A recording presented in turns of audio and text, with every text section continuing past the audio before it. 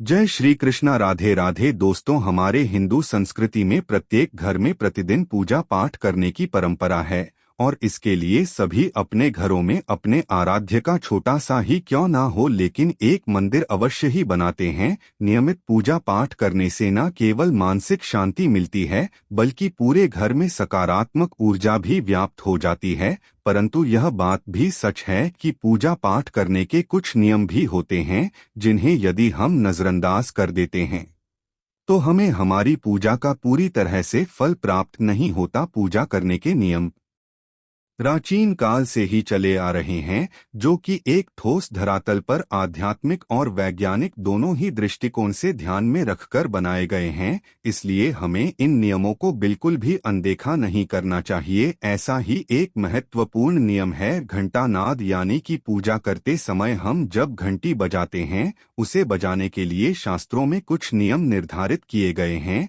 शास्त्रों में देवताओं के सामने घंटी बजाने का बहुत अधिक महत्व बताया गया है, जिसे हम इस कृष्ण श्लोक के द्वारा समझ सकते हैं। आगम अर्थम तु देवानाम गमन अर्थम तु राक्षसां घंटारावम करोम अद देवता आह्वान ला चम। इसका अर्थ है कि घंटी बजाने से देवताओं का आगमन और राक्षसों का गुमान होता है, और जो घंटियां राक्षसों से हमारी रक्षा करती है उसे हमारा नमन है। तो चलिए दोस्तों, जान लेते हैं कि पूजा करते समय जब हम घंटी बजाते हैं तो उसके पीछे क्या कारण है, घंटी को बजाने के क्या नियम है और पूजा के वक्त घंटी बजाते समय होने वाली गलतियां कौन सी हैं जो हमें भूलकर भी नहीं करनी चाहिए। दोस्तों, क्या आपने कभी अपने घर के मंदिर में रखी हुई घंटी को ध्यान से देखा है? अगर आप ध्यान से देखेंगे तो आपको घंटी के ऊपरी हिस्से पर, यानी जहां से हम इसे पकड़ते हैं, उस पर गरुड़ बना हुआ दिखाई देता है।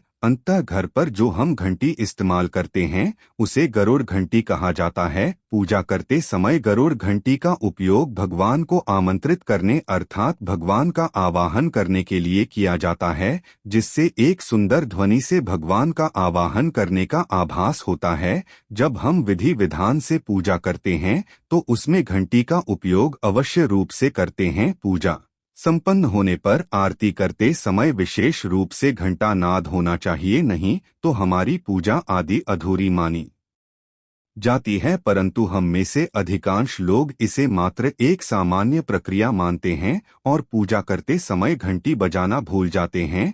तो आइए जानते हैं उन नियमों के बारे में। मतलब आज की वीडियो पूरी तरह से आपके प्रश्नों पर आधारित है, जिनका उत्तर मैं आपको शास्त्रों के अनुसार देने का पूरा प्रयास करूंगा। तो वीडियो को पूरा जरूर देखें और अगर आपको आज की वीडियो अच्छी लगे तो इसे लाइक जरूर कीजिए। जय मां लक्ष्मी। आपके इस वीडियो को जो भी लाइक और चैनल को सब्सक्राइब करें उसके जीवन में कभी भी धन की कमी ना होने देना। दोस्तों, हमारे प्राचीन शास्त्र की मान्यता है कि सृष्टि के निर्माण के समय सबसे पहले जो बड़ी सी ध्वनि निकली थी वह घंटी की आवाज के समान सुनाई दी थी। घंटी की ध्वनि में ओंकार नाथ का भी आभास होता है, इसलिए घंटी को ईश्वर की आवाज मानते हुए पूजा में स्थान मिला है। इसलिए घंटी का कभी भी अपमान ना करें और जिस तरह से देवी देवताओं की पूजा की जाती है वैसे ही घंटे की भी पूजा करनी चाहिए। दूसरी बात, घंटी को प्रणाम करके ही उसे बजाना चाहिए। बिना प्रणाम किए घंटी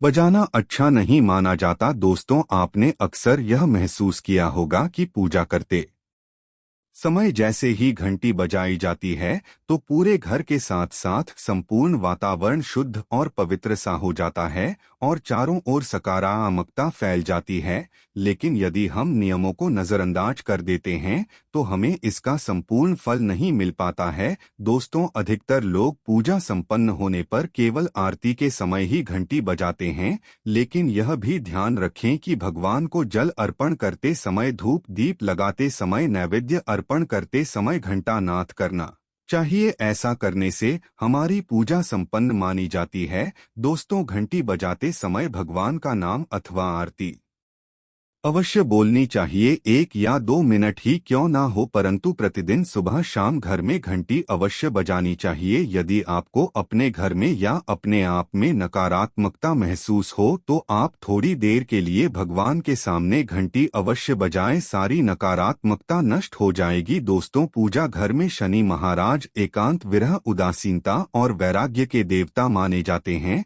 जबकि गृहस्थी को चलाने के लिए राग, प्रेम एवं भौतिक चीजों की जरूरत होती है।